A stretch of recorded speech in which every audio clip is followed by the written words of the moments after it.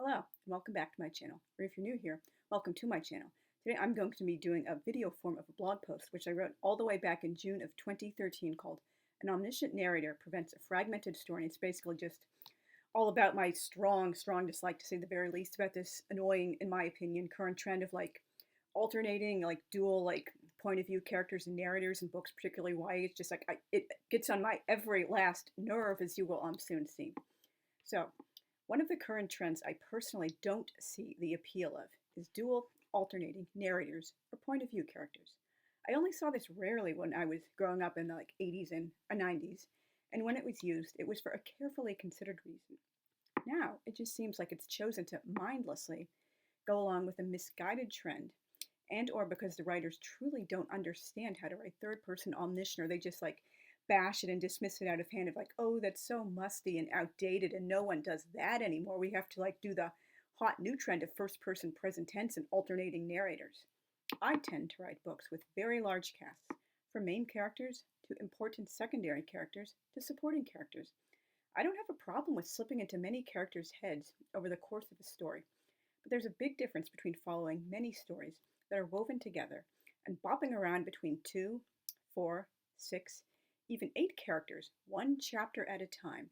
That is really disjointed, not cohesive. I think two narrators or point of views works best for a book in nonlinear format, like, say, for example, a book that's being told as a flashback by a first-person narrator with a few wraparound segments and an epilogue in third person, like, for example, Annie on My Mind by Nancy Garden, which is an absolute classic of lesbian literature and, coming out story. And YA. It was written, I believe, in 1982, but it's not really dated at all because there are no topical references, so it just, holds up beautifully across the eras. And I really highly recommend this book. Possibly someday in future I will do a video about this.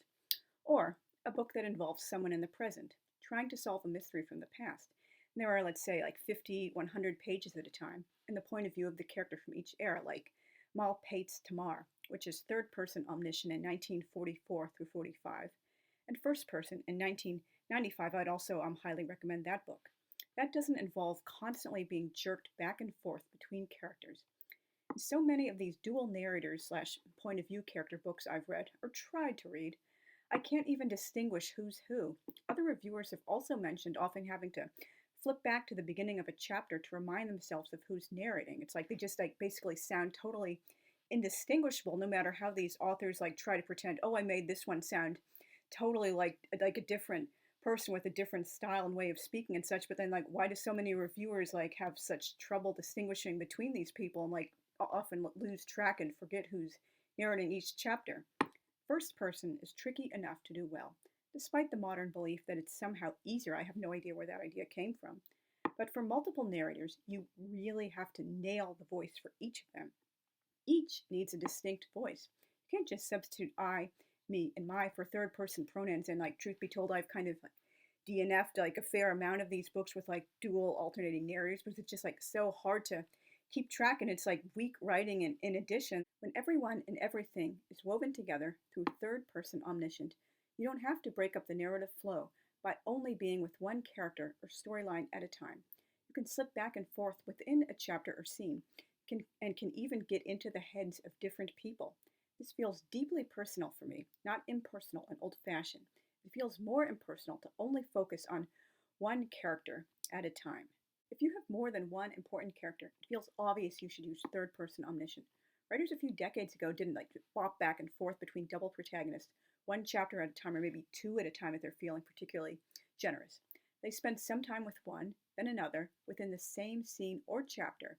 I'm aware of at least one book in this current trend, Across the Universe by Beth Revis, that has some ridiculously short chapters, and I've also read many other negative reviews of this book. And in addition to the reason I don't like the bopping bit back and forth and ridiculously short chapters, in addition to weak writing and other plot points like that.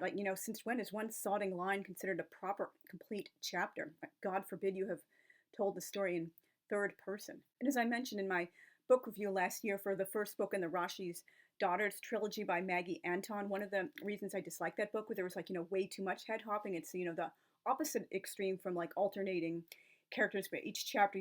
She would bop back and forth between characters, sometimes even within the same short paragraph, and that's just totally schizophrenic. You don't want to do that eyes are, because, when you're in too many heads too close together, ultimately you're in no one's head, and we just can't really connect with the characters or the story. And I really wouldn't recommend that book. You can go back and watch that video if you want. It was like totally dry, and like for many reasons, obviously getting off topic here. As I've mentioned in a number of previous blog posts and videos, I thought it was just ridiculous how Andy Mulligan's trash bopped around between 8 first-person narrators, with a few of the final chapters hopping around between 3 to 4 narrators.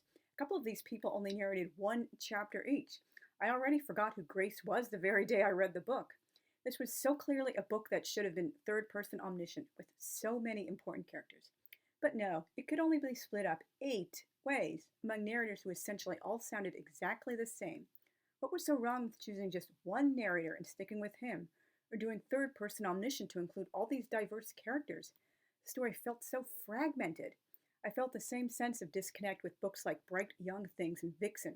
We're missing so much of the story by only being in one character's head at a time. When I raised this point in my YA literature class in autumn 2011, like the professor and like some of the students were absolutely shocked. I felt this way. This like one guy in the class, I believe he might have been like the only man in the class, or if not like one of like a handful, but like if memory serves, he was the only man in the class. But anyway, he was like incredulous, like, oh, then how would you like write this story with 8 characters if it's not, like hopping between the characters? And I'm like, duh, third person omniscient. Don't you know what that is? Like, seriously, I feel so disconnected with, what's being popular and trendy now in writing, and particularly with people who enjoy reading these, not just the people who write them. But anyway, it's just like I feel so out of touch. I'm a dinosaur over the age of 40. And as I mentioned in a video and blog post, which I also did last year about Not Our Kind by Kitty Zeldis, also a book which I would not recommend. I really, really didn't like it. So she also follows that trend of like, bopping back and forth between the 2 main characters, except one time there are 2 chapters in a row and one of the women's perspective. Like so many times the revelation or cliffhanger that ends a chapter isn't followed up at all, or the resulting reactions or events are relayed later instead of shown as they actually happen. Like seriously, that kind of takes me out of the story, and it feels like, totally disjointed. Again, God forbid you use third-person omniscient in a book with more than one main character. Just imagine how silly a sweeping saga like War and Peace or Exodus by Leon Uris would feel if each chapter kicked off with a line like, hey, it's Pierre's turn. Now it's Kitty. Time to talk with Prince Andre. I'm handing it over to Jordana now. Ari again. Still Karen. This is Princess Maria. I'll hand it over to Natasha now.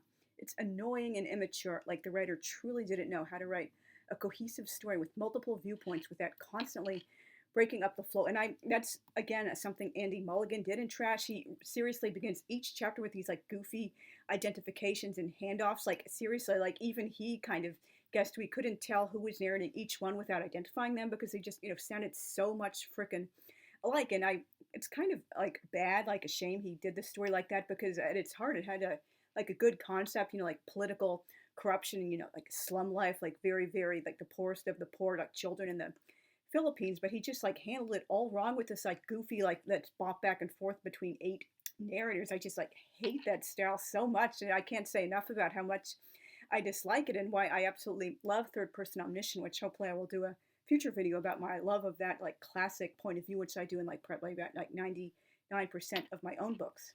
So thank you very much for watching. If you haven't already, please consider subscribing and hitting the notifications bell. And I absolutely love seeing comments from my viewers and subscribers, because I really want to get to know you guys. And for this particular video, like feel free to let me know what you personally think of the dual alternating point of view characters and narrators trend. If you like love it or you dislike it, you're neutral about it, you've like never heard of it, not familiar with it, and like why particularly you feel that way. Let's have a discussion about that, and look forward to some coming on book reviews on some more of Hermann Hesse's books. I did a Hermann Hesse themed month in August, which was his 60th yahrzeit death anniversary. So he's my second favorite writer, as I've mentioned many times, one of my like literary idols, one of those writers who has always felt more like a close personal friend instead of just like some distant writer whom I just happen to like and admire and enjoy reading. So look ahead to that content, and thank you guys very much again for watching, and I'll see you soon. Bye.